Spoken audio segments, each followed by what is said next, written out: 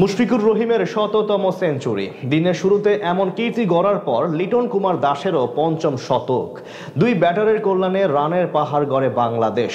বিপরীতে একাই 6 উইকেট নেন আইরিশ বোলার অ্যান্ড্রি ম্যাকব্রেইন। তার জবাবে বল হাতে দারুণ করে শেষ বেলায় আয়ারল্যান্ডকে বিপদে ফেলে দেয় হাসান মুরাদ, মেহেদী মিরাজরা। মিরপুর টেস্টে দ্বিতীয় দিনে জন্ম নেয় এমন বেশ কিছু ঘটনার, আর সেই সব এক করে জানবো রিপোর্টে। আগের দিন ৯৯তে শেষ।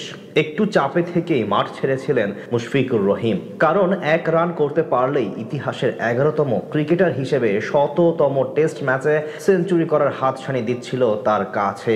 আজ প্রথম প্রহরে অবশ্য ভুল করেননি মিস্টার ডিপেন্ডেবল। মনের ভীতি এবং সব চাপকে সামাল দিয়ে দ্বিতীয় ওভারে সেঞ্চুরি তুলে নেন তিনি। টেস্টে যেটি তার ক্যারিয়ারে 13তম শতক। 3 অঙ্কের ম্যাজিক ফিগার স্পর্শ করে অবশ্য বেশি দূর আগাতে পারেননি মুশফিক। খানিক বাদে ম্যাথিউ হামফ্রেশের গুড লেন্থের ডেলিভারি ব্যাক ফুটে ভর করে খেলতে গিয়ে ক্যাচ তুলে দেন তিনি, যেটি তালুবন্দি করেন বালবার্নে। যার সুবাদে 106 রানের দীর্ঘ ইনিংস খেলে বিদায় নেন মিস্টার ডিপেন্ডেবল মুশি। এদিকে আগের দিন অর্ধশতকের অপেক্ষায় থাকা লিটন দাস আজ শুরুতেই পৌঁছে যান 50-এর গণ্ডিতে। মুশফিক বিদায় নিলে মেহেদী হাসান মিরাজকে সাথে নিয়ে নতুন করে জুটি গড়েন লিটন। আইরিশ বোলারদের বিপক্ষে দিনের প্রথম ঘন্টায় বেশ সাবলীলভাবে ব্যাট করেন এই দুজন। লাঞ্চ বিরতি থেকে ফিরে কিছুটা আগ্রাসী মেজাজে ব্যাট চালাতে থাকেন এলকেডি। এই ম্যাচে পূরণ করেন নিজের টেস্ট ক্যারিয়ারের 3000 রানের গণ্ডি। পাশাপাশি তুলে নেন নিজের ক্যারিয়ারের 5ম সেঞ্চুরিও। 2024 সালে পাকিস্তান সিরিজের পর অবশেষে 3 অঙ্কের ম্যাজিক ফিগার স্পর্শ করলেন তিনি। এদিকে তাকে সঙ্গ দেওয়ার পাশাপাশি দারুণ ব্যাট করে দলীয় 400 রানের পাহাড় গড়েন মিরাজ। যদিও তাড়াহুড়ো করতে গিয়ে ব্যক্তিগত অর্ধশতক থেকে মাত্র 3 রান দূরে থাকতেই বিদায় নেন তিনি। খানিক বাদে হামফ্রেশের বলে সুইপ খেলতে গিয়ে স্লিপে ক্যাচ দিয়ে বিদায় নেন 128 রান করা লিটন কুমার দাস।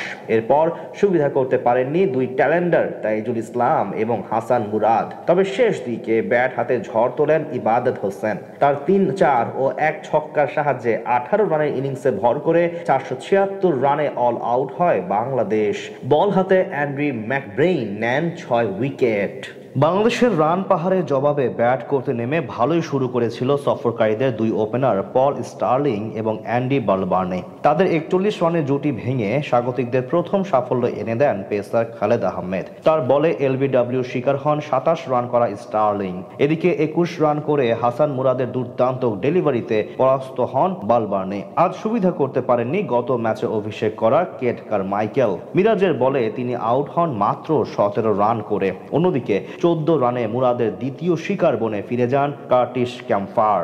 টাইগার বোলারদের এমন নিয়ন্ত্রিত বোলিংয়ে শেষ বেলায় অনেকটা কোণঠাসা হয়ে পড়ে সফরকারী আয়ারল্যান্ড, যার কারণে দ্বিতীয় টেস্টের দ্বিতীয় দিনে চালকের আসনে উঠে পড়ল বাংলাদেশ। হয়তো এই ম্যাচও ইনিংস ব্যবধানে হারানোর হাতছানি দিচ্ছে শান্তদের সামনে।